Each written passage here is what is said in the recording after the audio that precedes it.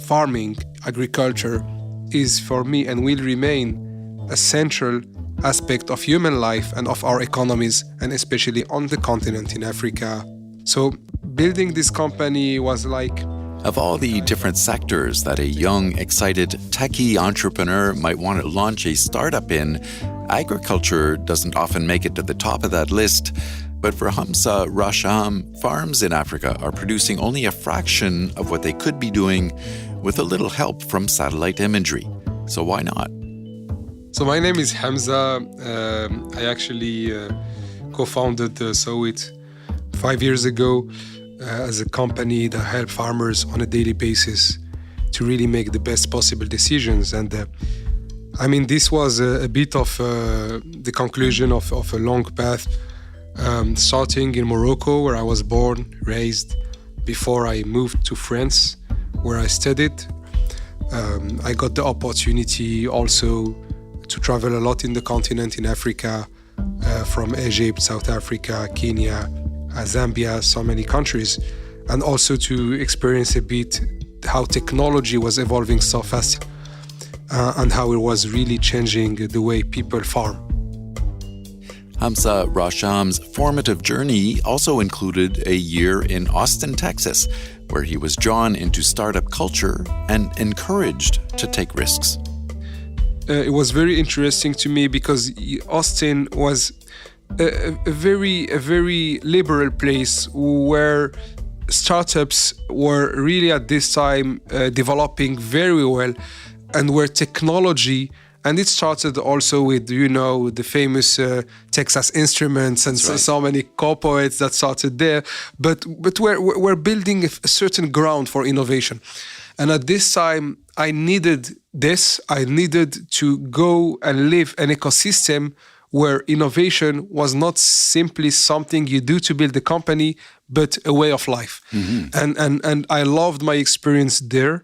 The culture was amazing in the sense that it was an open-minded culture where everything could be challenged and where things are built and rebuilt and challenged the day after. So I loved it, and it gave me really the impression that everything was possible. And I remember at this time when I was at UT Austin in 2013, that I attended the conference of Jeff Bezos in the university. Wow. And this was really inspirational for me to see to what extent the innovation was at the core of building the United States of America. And I believe that we could, in a certain way, build similar ventures. Mm-hmm. Of course, with certain differences, but that essentially rely on making technology as a lever to develop the economies. Mm. So at what point did you think that you had accumulated enough knowledge to sort of take that and apply it to starting a startup in Africa, which is a challenge for anyone, really? I think when you need to start your company, especially in the continent where the perception of risk is very high, in a certain way, how to say it, but you need to be, you need to choose to be not aware of certain risk and to choose to close your eyes. I think that the bias for action that is required is very strong. And I think that, of course, if you're anxious about certain things or certain risks or bottlenecks or threats, there is no way you could actually achieve and build it, because you wouldn't find enough data to build your market survey and make it rational that you need to do this step. You wouldn't find enough support that would de-risk, that would make, easy the creation of the company.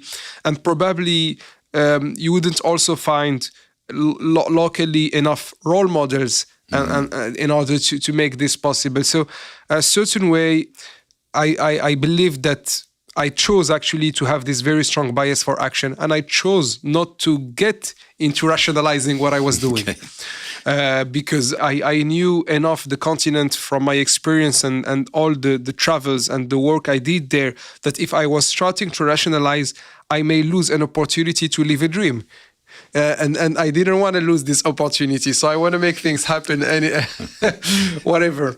So that's how it worked, actually. That's great.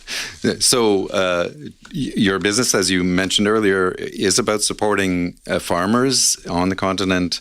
So how does it work exactly?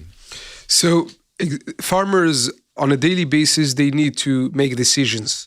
So irrigation, fertilization, harvest, sowing, crop protection, so many decisions that at the end of the day make them profitable or not because of the costs that are involved, because of the yield impact that these decisions entail.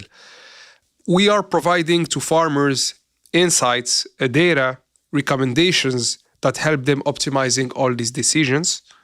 And to optimize this decision-making process, we rely on satellite imagery that we transform into insights for farmers. Okay. Meaning we go from an imagery that we buy from satellite constellations, such as Planet or Landsat or Sentinel and so on. And we have a processing chain with machine learning algorithms that enable to deduct a certain biophysical parameter. So let's say, okay, I take this satellite imagery and I know that the citrus farmer is going to produce 7 tons per hectare. And because I know this, I know he will not have the ability to pay back if he make this additional decision or if he take this additional operation. So I help him, I give him insights that help him or help her optimizing this decision making. And our job is simply to transform a commodity, satellite imagery, into insights that help farmers.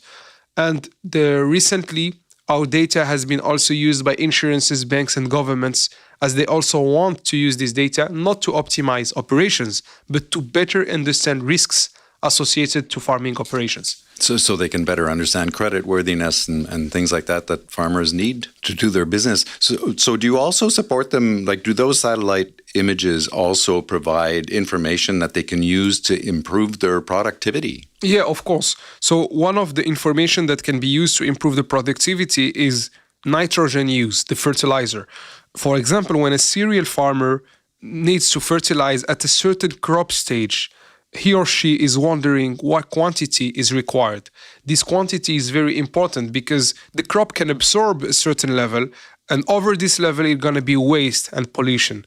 So it's very important that the farmer is confident enough to invest in the nitrogen fertilizer and to invest enough the right quantity in order to optimize the productivity and in order to reduce pollution. Usually farmers, especially in Africa, tend to fertilize less than what is needed, which partly explain why they are less productive. With this kind of solution, we help them invest with confidence, invest safely in the way that they are confident that this crop is going to absorb this quantity of nitrogen.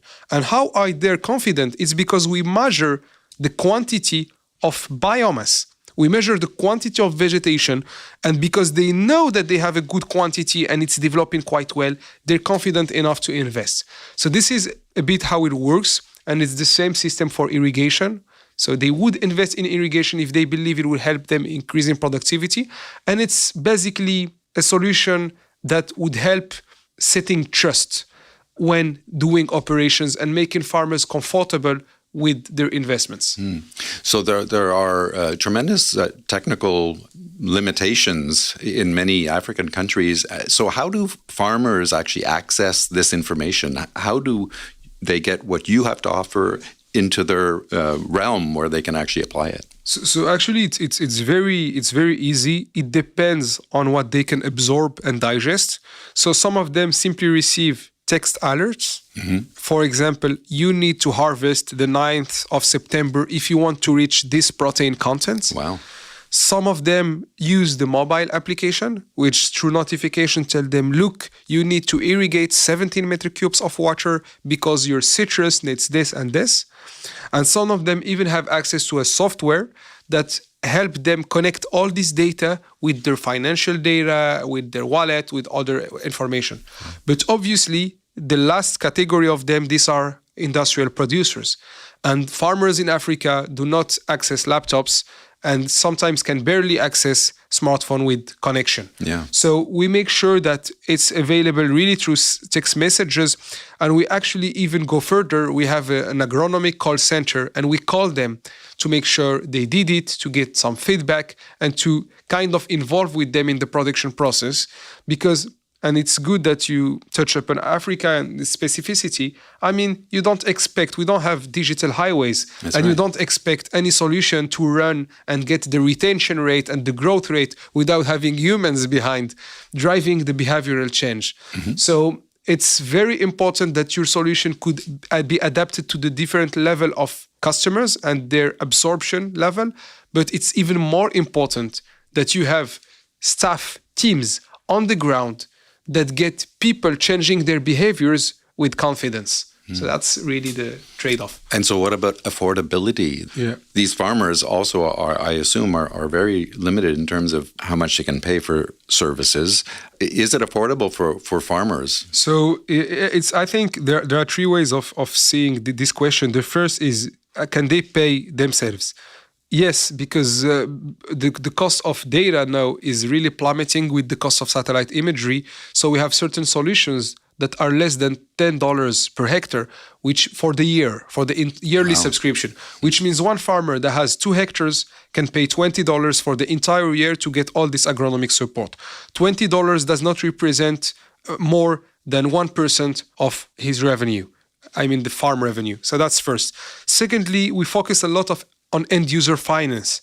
Actually, farmers are not the one that necessarily need to pay for this because they are integrated within value chains. So if I am a milk, a yogurt, or dairy company, I better have my farmers producing with the right quality if I want to get my competitive edge over the other corporates. That's right. So probably I would need to pay because probably I am asking him for an extra protein content or an extra X or Y. So there is also end-user finance with third party, but also with end-user finance with financial institutions.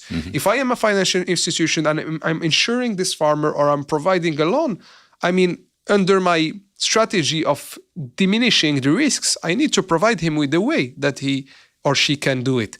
So they can take it as part of the cost they're invoicing or the interest rate. And the third is government. I mean, food security today, farmers, for us, they already have so many burdens over their shoulders. I mean, and especially with climate change. So if you want farmer to get enough motivation in order to adapt a technology, or if you want simply this region to consume less water because you don't have water anymore, you'd better have these farmers using the solution to reduce water consumption. So at the end of the day, I mean, we see farmer as a customer when building the product because this is where our value proposition finds its, I would say, relevancy. But regarding the business model of getting someone paying, probably farmer is not always the one that needs, because his interest, of course, is in using the solution, but probably there are so many other organizations that benefit from him using it, and probably they need also to involve. So financial institutions would also use your services to establish credit worthiness of these farmers that may need financing for some of their projects. Exactly. And by doing this, not only they mitigate their own risk and exposure to certain situations in agriculture, but also they have data that they can provide to the farmer. Because if the farmer is coming, okay, I'm gonna farm almonds and I'm going to do this, and this, and data shows that there is not enough water to farm almonds. So we tell him to switch to olives. So everyone is happy because farmer will not marry with a farm that will have structural problem, and the financial institution would finance a farmer that can pay back. And at the end of the day, we are building a sustainable relation. So the problem is that here, when you push this kind of business models that are kind of innovative, it's hard to scale them up because within a project, yes, you can do it and it works, but to scale them up, probably you would require more flexibility from financial institutions. So speaking of risk, so I have actually lived and worked in Africa as a journalist for many years and traveled to many countries that you work in. And there are, as you know, a lot of challenges, pretty serious challenges on many different levels. So there's risks, increasingly environmental risks, there's political risks, there's obviously economic risks. How do you deal as an entrepreneur? How do you deal with that high level of risk? So I agree with you. I think there is quite a high level of risk. and also know the environmental challenge is really putting this additional stress that is hard to afford. However, as a startup, when we work in this environment, we first find local interlocutors that are really knowledgeable when it comes to doing business in this environment with the right principles, with the right values. When facing the risk, political risk, and all this risk, we need to expand in multiple countries that are complementary. If I do Morocco, probably it's good to do Egypt. If I do Ethiopia, probably it's good to do Kenya. So we really try to manage this as a portfolio over which one country is really more government-led data for the government, one other is with real agro-industrial producers, and the last is with small-scale farmers that are aggregated through an end-user finance mechanism. But we think our market development as a portfolio in which we need to rely on strong local interlocutors that provide you the right insight on the market and to de-risk with really kind of diversifying our exposure. Because the markets are not big, even if they have a big potential, and you really need to act cautiously, otherwise getting exposed to a customer or to a market in an important way would simply could simply imply you going bankrupt at the end of this relationship. So that's the way we see it. Obviously, we tend to go to countries that are more doing business. Mm-hmm. So Côte d'Ivoire, Senegal are good for West Africa. Ethiopia, Kenya are very good and with strong development plans. So we tend to go also to countries over which we know we will have the ability to find a way. Mm-hmm. Because some others have great potential, but definitely we don't have the capacity today to face their challenges. So there's so much potential in this. I mean, I'm impressed at how much this could be applied to so many, agriculture problems on the continent. Do you ever work, or do you have any plans of working with people in development, like development agencies who have been for many years trying to help the productivity issue on the continent? Yes, we actually started working with the USAID and with the Dutch governments in order to make these solutions available to small-scale producers. Like sustenance farmers. Exactly. Actually, we have currently a program. We are hiring 100 what we call agtech agents that are simply trained agents that will go on the field in their respective regions and territories and ensure farmer can ramp up and understand and build trust and get support in order to use the technology. So development agencies are critical to us because they provide us the ability and opportunity to balance our market, which is, of course, as a private company and startup, I would say really focusing on those who can pay. And with the opportunity to work with this development agency, we can find ways, business models that really enable to provide this data to small-scale producers. And it's been really successful with the USAID program because we've been providing data to more than 15,000 farmers. Wow. We measured the impact of it with an external audit that proved all the water that was saved, all the energy that was saved, all the tons of carbon that was sequestrated. So the impact is massive. And without this partnership, we cannot go to it. It's too costly, too risky, too complex. So we need organization that would identify this level of risk we cannot take and that really choose to cover it, but provide also technical assistance for us in order to help us building this sustainably. So you can be a profitable company, but also improve lives if you have the right balance. Exactly. So that's our objective is once you prove what you do and once there is a market segment that consume it every year, you don't want to make it a luxury product. And you don't want to, I would say, widen the gap, the divide that already exists in the digital economy and even more in the rural areas.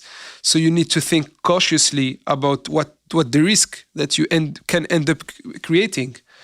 and mitigate them. And one of our main mitigation plan for us is partnering with development agencies to ensure that along the development that large farms can enjoy, we are ramping up others in order not to ensure they're not left over in certain ways. So, Just to finish off here, Africa is often referred to by business leaders outside of Africa, mostly the hopeless continent, and a lot of business people who run businesses sort of stay away from Africa because they're not comfortable with the risk, and you mentioned that a little earlier.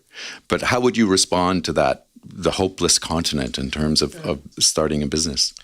I think there are two ways of responding. The first would be probably looking at Shanghai in the 60s would probably have looked like Lagos today. And I think that there are certain optimism, willingness, contribution to the change that people need to have if they want to work in Africa. In a certain way, they need to believe that it is going to happen. And I believe that certain countries in Asia showed it. And I believe that certain countries in Africa showed it. This is not the future. Personally, I'm from Morocco. And if today I can build this venture in Morocco and hire such talents and develop this in certain countries, it's also because my country, to a certain extent, succeeded in delivering certain results and didn't succeed in delivering others. But and the same goes for Ethiopia. When I go today to Ethiopia, despite all the crises, there are tremendous changes and evolutions.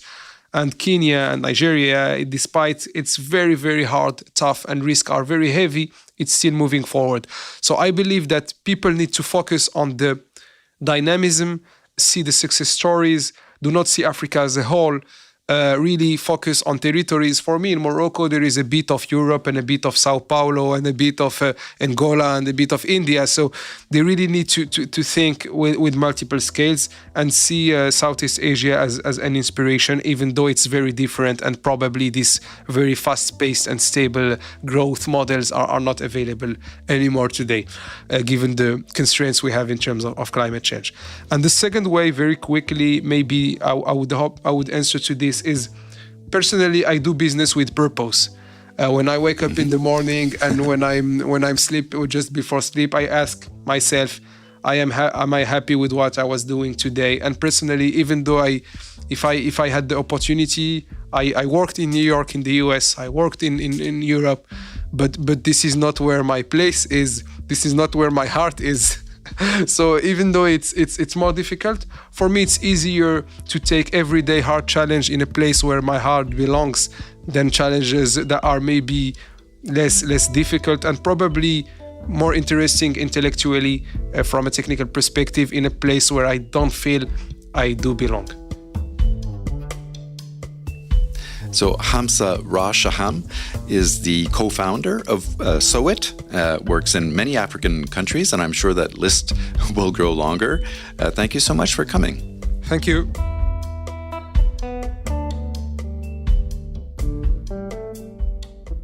That was Hamza Rkha Chaham, who co-launched SOWIT in 2018 at the age of 27. The company provides support to African farmers using technology and is now based in Casablanca, Dakar, and Paris. Learn more about his startup at sowit.fr. That's SOWIT.fr. Chaham also took part in a panel discussion about entrepreneurship in North Africa and the Middle East during the IMF World Bank Spring Meetings. Check out the webcast at imf.org. And look for other IMF podcasts on Apple or Spotify or wherever you get your podcasts. And you can also follow us on Twitter at IMF_podcast. I'm Bruce Edwards. Thanks for listening.